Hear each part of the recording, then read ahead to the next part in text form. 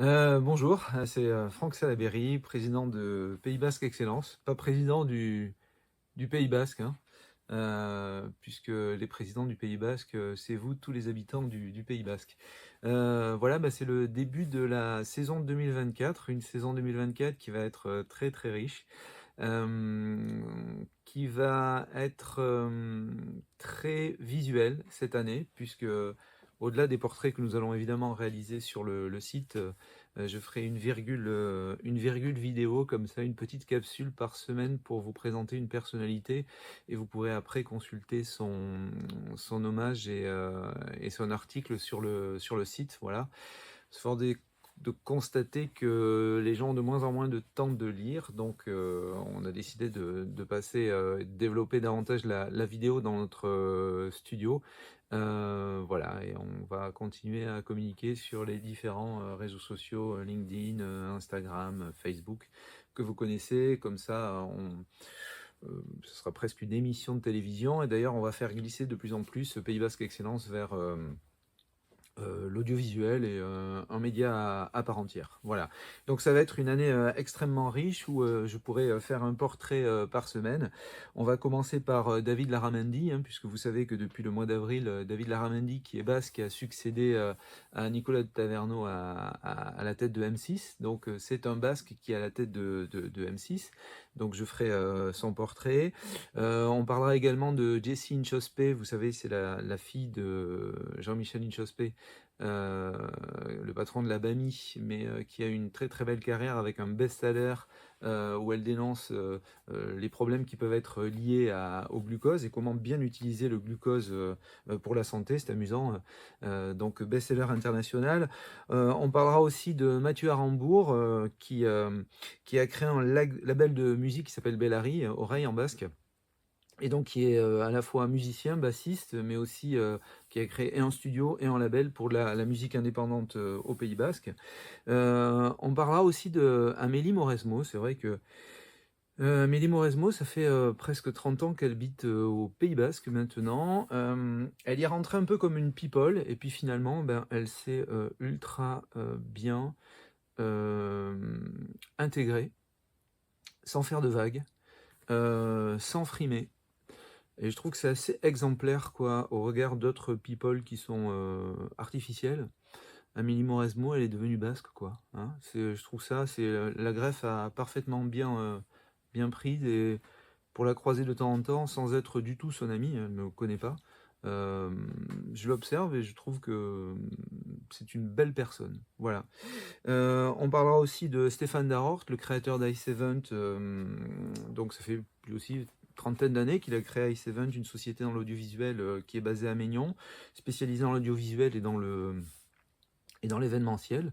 Voilà, quelqu'un qui est aussi talentueux que discret. Voilà. Je lui ai proposé plusieurs fois de faire son profil et il s'est débiné. Mais cette année, Stéphane, tu ne pourras pas te débiner. Voilà, on reparlera aussi de Anne Etchegoyen, qui n'est pas seulement notre Mireille Mathieu à nous, mais une très belle ambassadrice du Pays Basque auprès des Basques de Paris et dans toute la diaspora basque. Oui, quand je dis Mireille Mathieu, c'est affectueux. Anne, ne vous vexez pas. Voilà. On parlera aussi de Joël de Ronet. Joël de Ronet qui est souvent présenté comme un tonton surfeur, mais qui surtout, à mon sens, un véritable génie, un vulgarisateur scientifique extraordinaire du niveau de Hubert Reeves, qui a quand même été le patron de la Cité des Sciences, qui a écrit de nombreux livres qui sont absolument remarquables et que je relis régulièrement.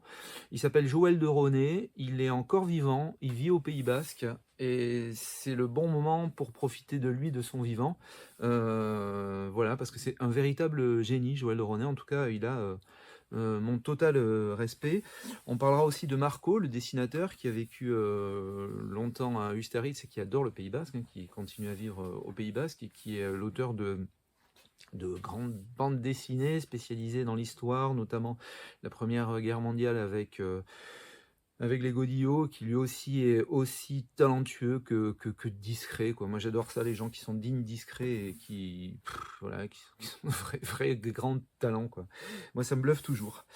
On parlera aussi de Bernardo Atchaga, qui est un auteur qui est absolument génial. Pour moi, c'est le Miyazaki basque. Il avait écrit au Babacoa que j'ai lu il y a très très longtemps, que je l'ai relu dernièrement. Euh, qui est un roman extraordinaire autour d'un village imaginaire. Je vous en dis pas plus parce que je ferai son portrait. Bernardo Atchaga, c'est bon, c'est un immense monsieur. On va rester en littérature, on va parler de Yves Roumiguière qui a créé une maison d'édition qui s'appelle La Grande Vague avec son épouse qui est agent littéraire, qui est un ancien militaire de carrière, qui est aussi auteur et que je croise, il ne me connaît pas encore, hein, mais que je croise dans tous les salons.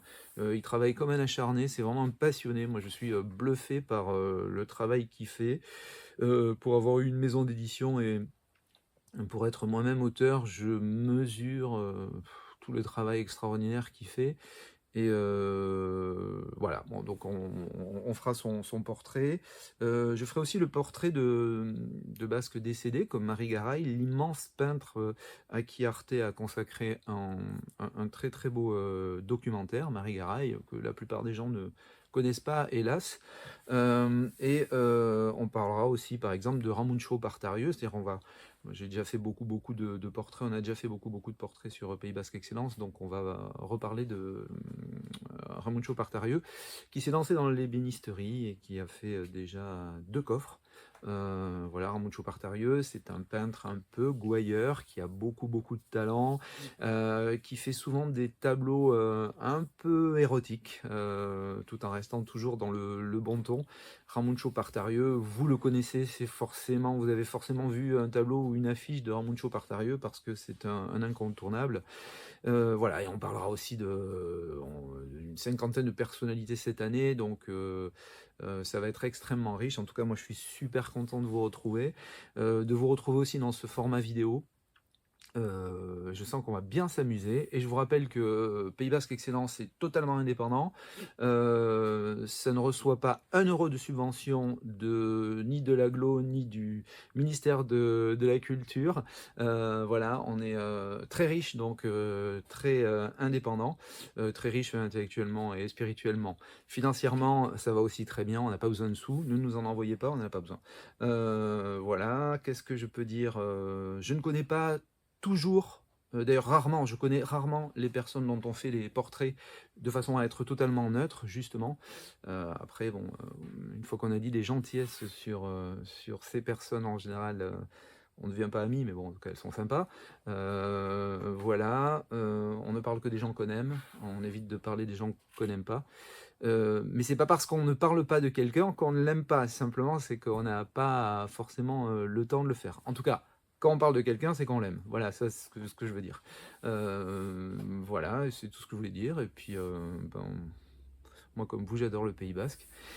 Et notre façon à nous de le transformer, c'est de faire du soft power. Et je rappelle encore une fois que Pays Basque Excellence, donc c'est une association à but non lucratif. Nous n'avons aucun intérêt. Le modèle économique, c'est pas de modèle économique, hein. On ne gagne pas 1 € avec Pays Basque Excellence, c'est du soft power.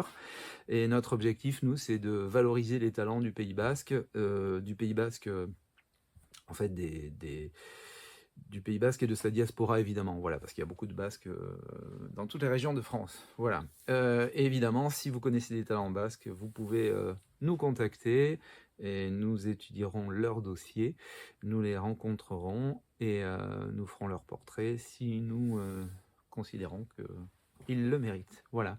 À très vite pour le prochain portrait. Donc je commencerai par David Larramendi, le nouveau patron de M6, qui est basque. C'est pas mal.